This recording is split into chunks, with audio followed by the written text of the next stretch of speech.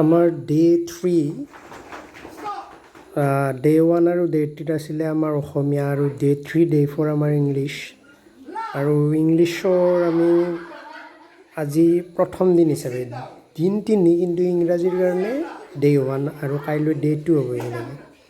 আমি ৱাৰ্মাৰ এটা কৰিছিলোঁ একশ্যন ৱৰ্ডৰ মানে ভাৰ্বৰ একশ্যন ৱৰ্ডটো কেনেকুৱা প্ৰথম আমি যিহৰ যি একশ্যন মানে ৱৰ্ড ৱাইজ যেনে জাম্প ৰান ৱাক এইবিলাক টক চাইলেণ্ট প্ৰথমেতো as the action said they have to show' the জেষ্চাৰ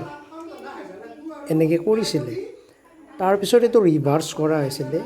মানে বিপৰীতটো কৰিব লাগে যেনে স্পীক বুলি ক'লে চাইলেণ্ট চাইলেণ্ট বুলি ক'লে স্পীক ৱাক বুলি ক'লে ৰান বুলি ক'লে ৱাক এনেকৈ কামটো ৱাৰ্মাৰত লৈ গৈছিলে আৰু এই একশ্যন ৱৰ্ডৰ ৱাৰ্মাৰ এক্টিভিটিটো কেনেকৈ আমি ৰাইটিঙলৈ ৰূপান্তৰ কৰিছিলোঁ যেতিয়া এইটো হ'ল আমি সেইটো তেওঁলোকক গ্ৰুপত ডিছকাছ কৰি এনেকৈ মই 5টা একশ্যন ৱৰ্ড লৈ 5টা গ্ৰুপ বনাইছিলোঁ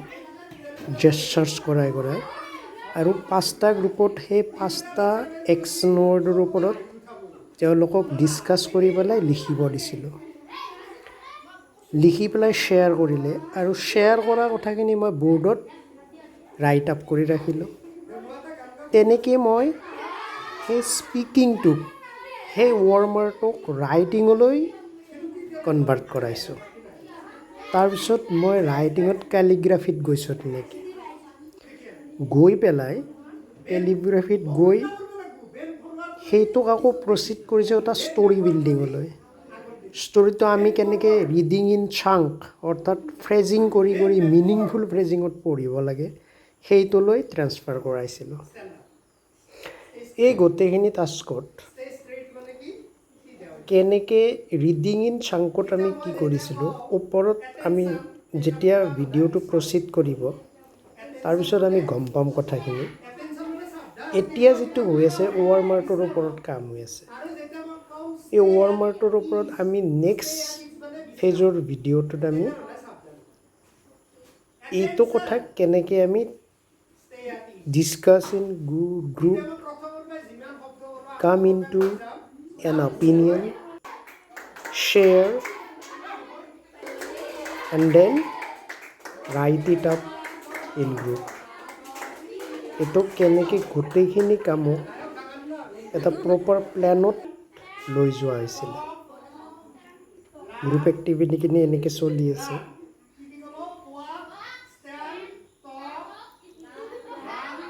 তো ষ্টুডেণ্টখিনি they got motivated because the activity was so' interesting they engage themselves in the activity মই জাষ্ট তেওঁলোকক গাইড কৰিছিলোঁ আৰু গাইডেন্সত কেনেকৈ গ্ৰুপত ডিছকাছনৰ পিছত কেনেকৈ সেই পাৰ্টিকুলাৰ একশ্যন ৱৰ্ডৰ ওপৰত ডিছকাশ্যন চলিছে আৰু চেণ্টেঞ্চ এইকেইটা মোৰ একশ্যন ৱৰ্ড মই এছাইন কৰিছিলোঁ গ্ৰুপ ৱাইজ তেনেকৈ গ্ৰুপ বিল্ড কৰিছোঁ এই গ্ৰুপিঙত এতিয়া শ্বেয়াৰিং হৈ আছে কথাখিনি কিছুমানেও একশ্যন নিৰ্দিষ্টকৈ দিয়া একশ্যন ৱৰ্ডটোৰ ওপৰত চেণ্টেঞ্চ ফৰ্ম কৰিছে কিছুমানে আকৌ সেই পাৰ্টিকুলাৰ একশ্যন ৱৰ্ডটোৰ ওপৰত এটা 2-3 লাইনৰ পেৰাগ্ৰাফে লিখি দিছে লিখি এইটো শ্বেয়াৰ কৰিছে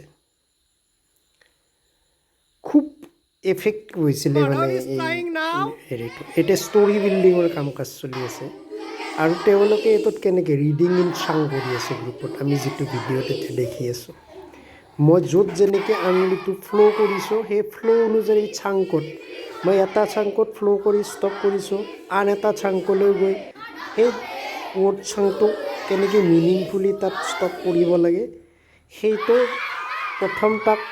মডেল হিচাপে দেখুওৱা হৈছিলে মই নিজে কৰিছিলোঁ লাষ্টত তেওঁলোকে নিজে কৰিলে মোৰ লগত আৰু সেইটোক গৈ পেলাই পিছত কেনেকৈ কেলিগ্ৰাফিলৈ কনভাৰ্ট কৰাইছোঁ তো এইখিনি টাস্কে ল'ৰা ছোৱালীক খুব ইনফ্লুৱেঞ্চ কৰিছে মটিভেট কৰাইছে কাইলৈ এই বস্তুটোকে আমি কণ্টিনিউ কৰাম কিছুমান ভিডিঅ'গ্ৰাফি আছে